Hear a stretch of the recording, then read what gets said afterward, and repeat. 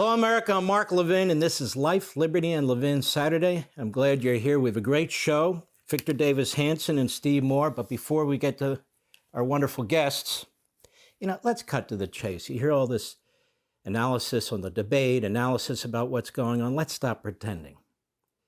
Kamala Harris cannot run on her record, and she cannot run on her ideology. So she talks about the future. The future. Well, we don't know what's in the future unless we look at somebody's record and look at their ideology. This is the biggest scam in American electoral history. A massive cover-up. She's camouflaging her radical Marxist Islamist agenda. And with the help of the Praetorian Guard media, she's lying about her record. In fact, she lies all the time. And then she plays Catch Me If You Can. Oh, just be available to the American people. That debate, as far as Kamala Harris is concerned, they're chalking it up as a great victory. Why? I would ask anybody who's still an undecided voter, do you have any idea where she stands? Do you have any idea what her economic plan is? Do you have any idea what her immigration plan is? Well, I do. Many of you do, because we know she's a radical Marxist Islamist. But people out there who are low information voters, who are undecided voters, after that debate, they don't know any more than they knew going into that debate. Donald Trump, everybody knows where he stands substantively. Everybody. We know where he stands on law and order. We know where he stands on the border. We know where he stands on the economy. He believes in strengthening the private sector, not Washington, D.C. We know where Donald Trump stands. We don't have to guess. We don't have to pretend. But Kamala Harris is the biggest Houdini in American politics now and ever. But if she had a great record, the Harris-Biden regime, if things were going well, if she could tout them and celebrate them and talk about them, she would. Now, we know this because 40 years ago, really almost to the day, President Ronald Reagan was running for his second term in 1984. And one of the most successful ads in American campaign history was the Morning in America ad. The problem for Kamala Harris is she can't run a Morning in America ad because America is falling apart under her regime. Now, I want to remind all of you, and I want for the first time to reveal to many of you what it was like in 1984, where you had a successful president, a successful administration that was running for re-election. Kamala Harris wants a promotion from vice president when she was the worst vice president in American history. Ronald Reagan wanted to win a second term, and he told you why, because he was proud of his record. Remember this? It's morning again in America. Today, more men and women will go to work than ever before in our country's history. With interest rates at about half the record highs of 1980, nearly 2,000 families today will buy new homes, more than at any time in the past 4 years. This afternoon, 6,500 young men and women will be married. And with inflation at less than half of what it was just 4 years ago, they can look forward with confidence to the future. It's morning again in America.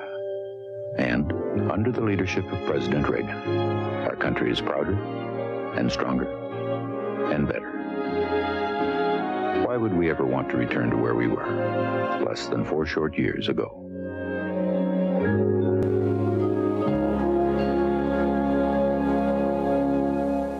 Gives you chills, that ad, doesn't it? Reagan was proud of his record.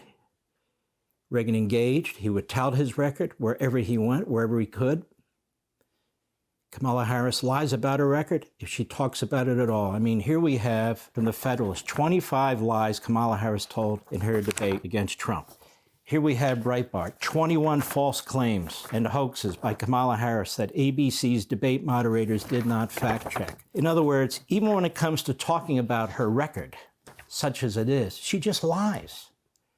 And she lies all the time, or she plays rope-a-dope. And reason she won't explain why she switched positions. Listen, because she hasn't switched positions. She's the good old Marxist Islamist she's been for half a century.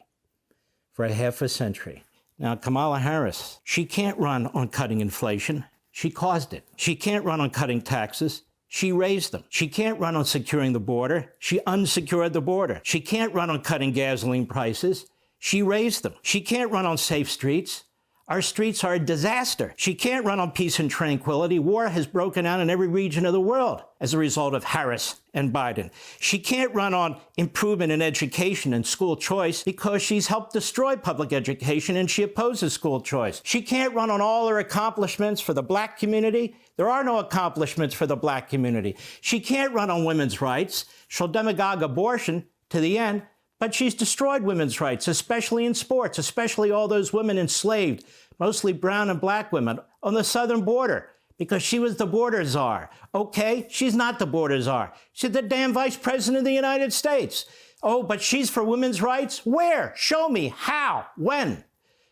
She says she was this great prosecutor when she was Attorney General and DA.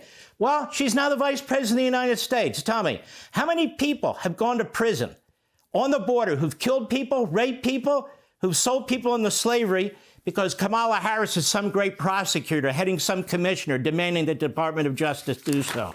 None. Now, she's Vice President of the United States. She's got multiple personalities. She's running as an incumbent. She's running as a non-incumbent. She's running as a moderate. She's running as a radical. Here's the telltale sign. The Marxist Islamists in Congress, Omar, Tlaib, AOC, Bernie Sanders, and all the rest of them, the organizations that promote these agendas, including anti-Semitic agendas, anti-American agendas, anti-capitalist agendas, have you noticed they're all silent? They're not complaining about the campaign she's running because they know the campaign she's running. It's the rope-a-dope campaign. The media know exactly the same thing. That's why ABC News did what ABC News did. These aren't two moderators that we saw at the debate. These are two apparatchiks.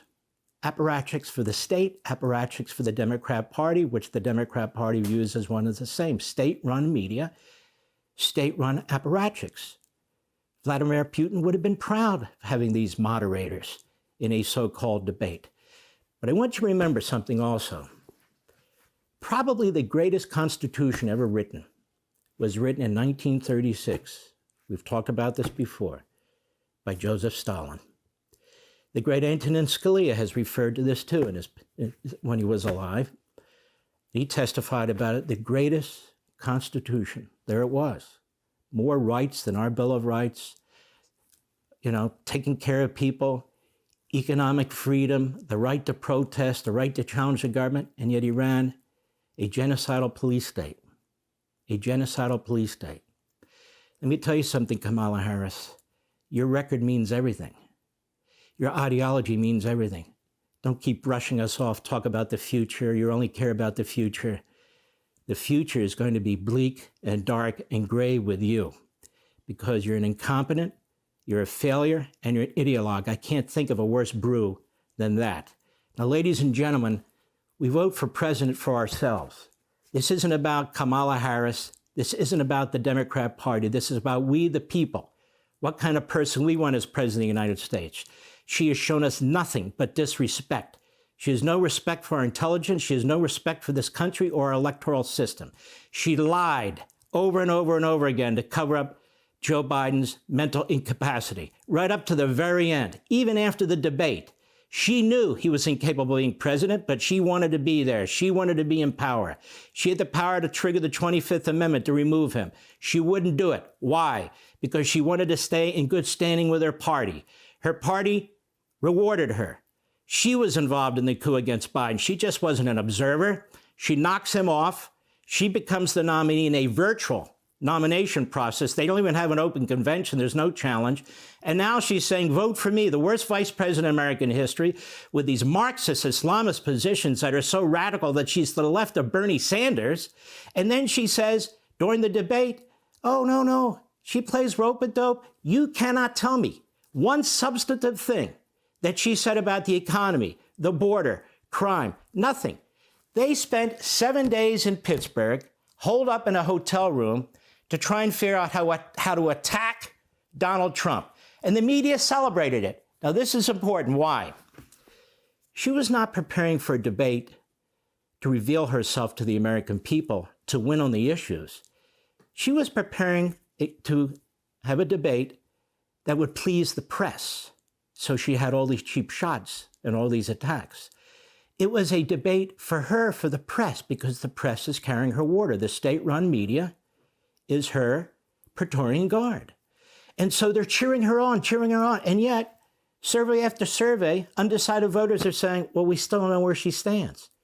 That was her goal, to lie about Trump, to lie about herself, to lie about her regime, and to slime Trump, and to give the talking points and whatever she thought they needed to the media. Oh, that was a fantastic debate. How can it be a fantastic debate when you're a pathological liar? How can it be a fantastic debate when every other word out of your mouth was a lie? So it was not a fantastic debate for her. For Donald Trump, he did exactly what he needed to do. He was Donald Trump. He explained his economic positions. He explained his immigration positions. He explained he's tough on crime. He explained he wants to build up the military. He explained his positions when it comes to foreign policy. He explained correctly that he's pro-Israel, that Kamala Harris is anti-Israel, that she hates Israel, and she does. Excuse me, they're withholding arms from Israel in the middle of a war. Doesn't sound like she loves Israel very much, and on and on and on. So who lost in that debate? Kamala Harris. Just because the media said she won, who cares? Who lost in that debate? The media, for the 4,000th time, has discredited itself. It is not a professional organization. It doesn't care about the free press. It doesn't care about America or anything else. It is a grotesque propaganda operation. And ABC News should be ashamed of itself, but it won't be, because the head of ABC News is apparently good buddies with Kamala Harris, this incestuous relationship with Democrats and the media in America. So the needle hasn't moved that much because it isn't morning in America. It's not morning in America. Kamala Harris doesn't care about morning in America because she doesn't care about America. And if she cares about America, it would have done her well during that debate to explain to us how and why, rather than she cares about the future and families. Well, she doesn't care about the future and families. She's destroying our economy. She's destroyed our border. She's destroying our military and our cops. Inflation is on her. Price increases on her. High interest rates are on her. Does that sound like somebody who cares about the future and families? She cares about herself. She's been a politician her entire life, clawing her way up the ladder one way or another, and she's still clawing her way up. The question I have for you, my fellow citizens, is this. Are we going to put up with this? We're on the brink of war, with an economy headed toward a depression, with our children being taught all kinds of pornographic and sexual deviancy? Because if you like that, there's going to be a hell of a lot more of it. And you reach a point in a republic where there's a point of no return. Are we really going to elect somebody like this as president of the United States? God willing, we won't. Donald Trump won that debate because he was Donald Trump. Kamala Harris lost that debate because she was Kamala Harris. Hey, Sean Hannity here. Hey, click here to subscribe to Fox News YouTube page and catch our hottest interviews and most compelling analysis. You will not get it anywhere else.